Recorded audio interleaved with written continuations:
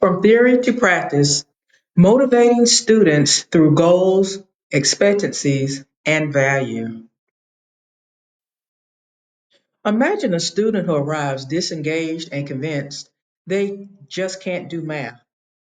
In one semester, that student went from avoiding problems to volunteering answers.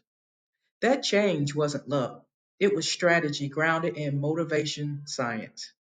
I'll show how core motivation theories, goal orientation, and expectancy value inform my intervention in the Art of Motivation Stage 1 project, what I personally learned, and practical steps educators can use tomorrow and any time in the future.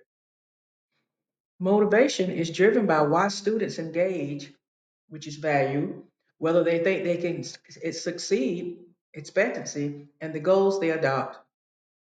Goal orientation are mastery goals that focus on learning and improvement versus performance goals that focus on outperforming others or the opposite, avoiding looking bad.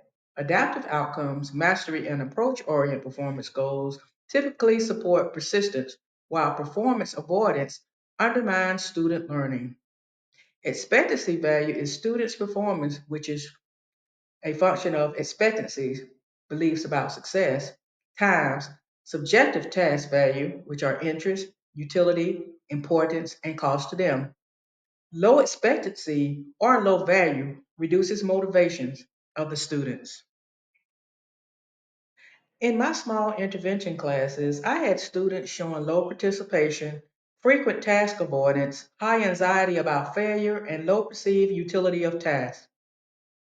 My initial assessment was that many students displayed performance avoidance, low self efficacy, which is expectancy, and low task value, so that they saw work as busy work or irrelevant to them. Key observable signs are minimal risk taking, so short lived engagement, frequent self handicapping, such as procrastinations and excuses.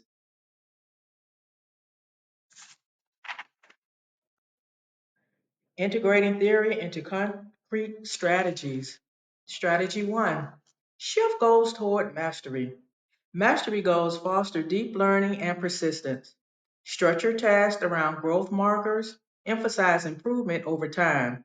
Use individual progress portfolios and set weekly skill specific goals rather than only unit grades. Replace do this for a grade language with this help you get from A to Z. Here's how we'll measure it. Strategy two, build expectancy, self efficacy, incrementally. Higher expectancy increases effort. Mastery experiences are the strongest booster. Break tasks into sequence, achievable steps. Provide scaffolding, feedback, focus on strategy and process. Celebrate the small wins. Use targeted modeling and think aloud. Use challenge ladders, labelable levels. Students can progress through every session so success is visible. Strategy three, enhance subjective task value. Students invest when tasks are interesting, useful, or personally meaningful. Connect tasks to student goals, career identity, interests, provide choices such as topic and product, and explain utility explicitly with short real world examples. Reduce perceived costs by teaching time management and reducing unnecessary workload. Offer 2-minute value statements linking a skill to something students care about at the start of lessons. Strategy 4, reduce performance avoidance and reframe error. Fear of looking incompetent fuels avoidance. Normalize struggle, class error logs, model productive failure, use low stakes practice opportunities, and create norms for peer support. Introduce a flop to fix routine. Students document one mistake and one learning move each week.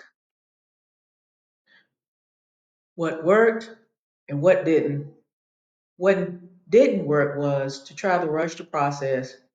I had to break through the resistance that the students were putting up to change. Quantitative and qualitative markers increased class participation, improved homework completion rates, I had more risk taking on formative tests, anecdotal self reports of increased confidence. My students were responsive to the interventions, thus, as a result of utilizing markers, but it took longer than planned due to their resistance to the belief that they could improve.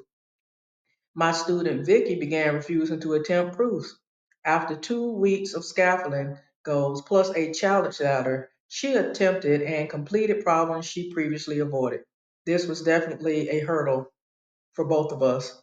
Her self report shifted from I can't to I think that I might be able to I think I'm getting this and getting better at it.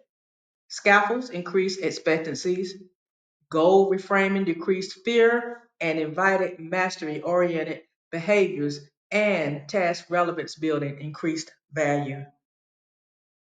Practical classroom routine teachers can adopt. Have a weekly goal setting conference about 3 to 5 minutes. Students select one specific learning goal and one strategy.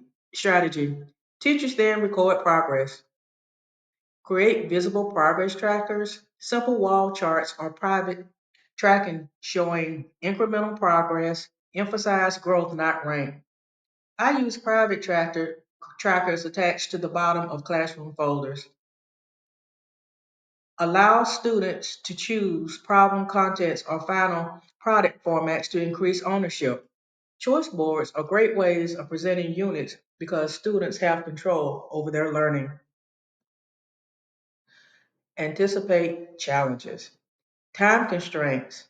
Keep routines brief and targeted from 2 to 5 minutes. Integrate into existing grading or advisory time. Diverse classrooms. Tailor value statements to multiple identities or interests. Use small groupings for peer modeling. Start with one routine for 3 to 4 weeks. Collect quick data for students that are resistant to change. Scale into larger classes, use peer mentors to gain collaboration skills using digital trackers and short written goal checkpoints rather than one on one teacher conferences. Broader implications for educators and systems. Teacher messaging matters to students. Praise effort and strategy, but be genuine. Classroom norms around struggle and feedback shape long term academic identities. Systems level suggestions. Professional development on expectancy value and goal orientation framing, assessment policy that reward growth, structures allow formative feedback cycles. These can be requested and would be beneficial to the whole staff. When a teacher praises actions or tasks that a student does, the child will attribute his success to his own effort. When we intentionally shape goals reasonably, boost expectancies, and make tasks meaningful, students do more than comply. They begin to learn with confidence. Pick one small routine like a weekly 3 minute goal check or a 2 minute value statement and try it for 4 weeks. Track one simple metric. An example could be whether homework is completed daily. I'll bet you see a shift in motivation and achievement with most students.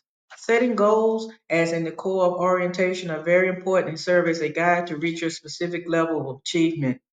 Having the belief, as an expectancy value, that there is value in working harder, staying focused on the prize, reaching the task that you have set out to overcome will eventually come to a definite realization. As educators, including myself, every student should be instructed on these two theories because they work together in a process of motivation that is key to a student's success.